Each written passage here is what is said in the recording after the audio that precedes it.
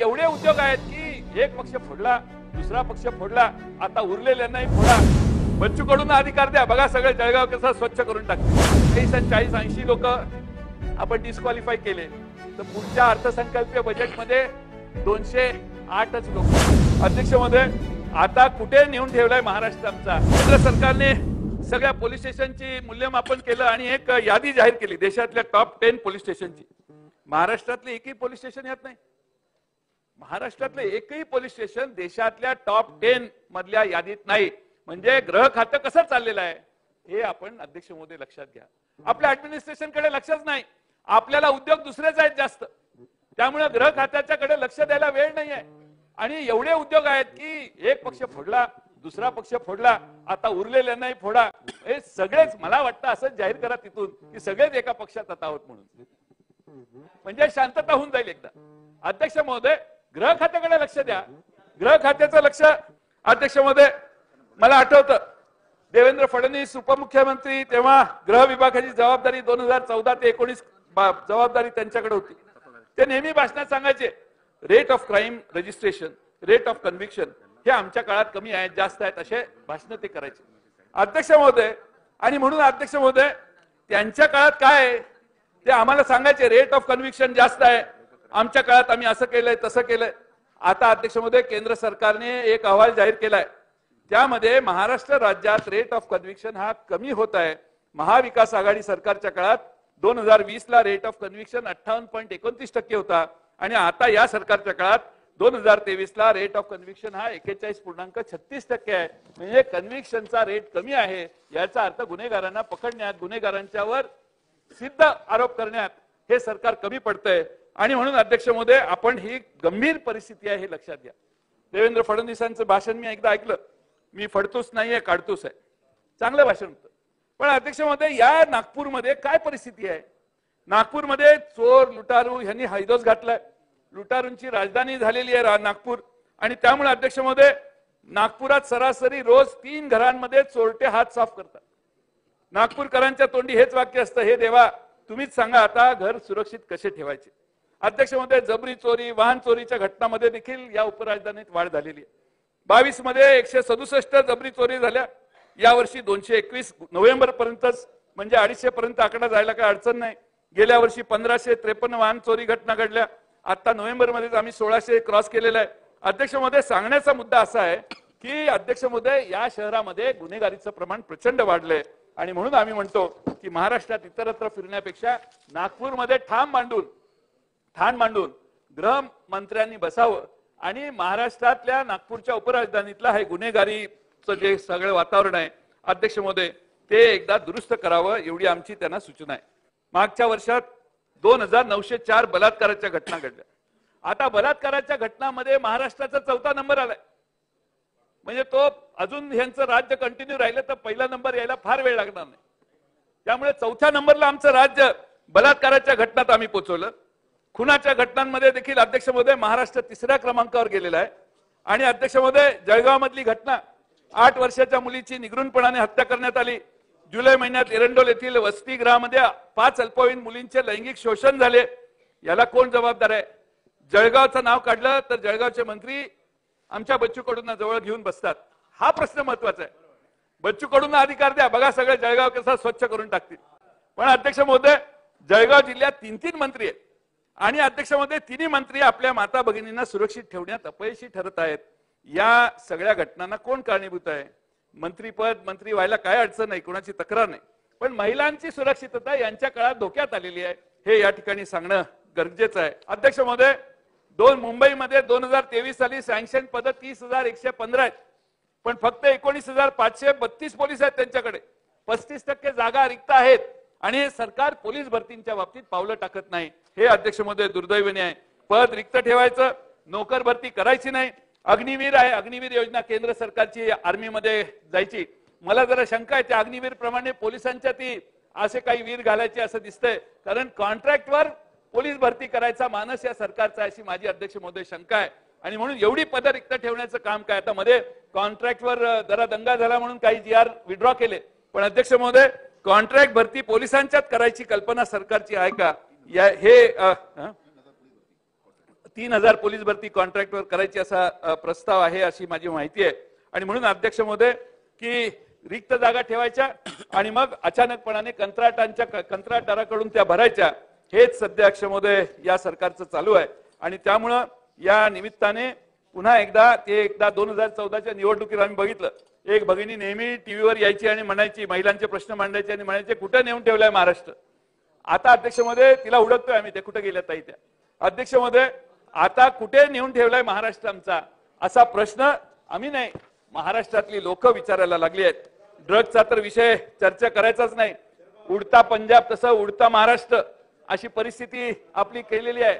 उडता महाराष्ट्र करण्याची व्यवस्था झाली आहे. कुठल्याही ठिकाणी जावा, मोठ्या शहरात जावा, ड्रग्जचं अंमली पदार्थांचं प्रमाण एवढं वाढलेलं आहे अध्यक्ष महोदय.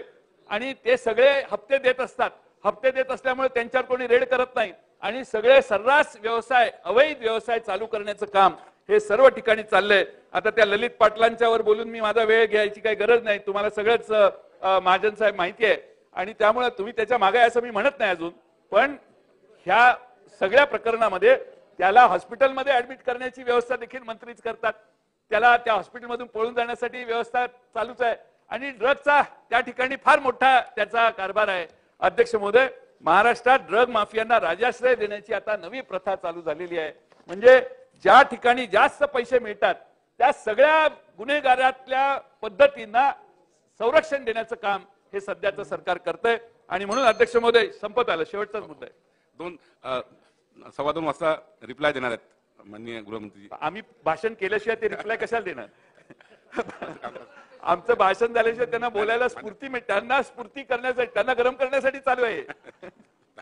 त्यांना काय बोलायला काय राहणारच नाही अध्यक्ष महोदय. आणि म्हणून अध्यक्ष महोदय, आता कोयत्याचा थरार पुण्यात एक कोयता गँग होती. कोयता गँगचा बंदोबस्त हे सरकार करू शकत नाही. अध्यक्ष महोदय, या ठिकाणी 13,000 मुली बेपत्ता झाल्या. पुण्यातून 500 पेक्षा जास्त मुली बेपत्ता झाल्या. इथं मुलींचं अपहरण होतंय. राज्य हतबल झालंय असं आम्हाला वाटतंय. एवढ्या मुली पळून नेल्या गेल्या, एवढ्या मुली बेपत्ता आहेत, पण पोलिसांना त्याचा किती रिकव्हरी किती आहे, मुली किती पुन्हा आणण्याचं यश मिळालं, याची आकडेवारी अध्यक्ष महोदय करणं हे गरजेचं आहे. सरकारला, समाजाला कळण्याची गरज आहे. अध्यक्ष महोदय, आता भारतामध्ये पहिल्यांदाच राम अवतरतोय असं वातावरण आता सुरू होईल.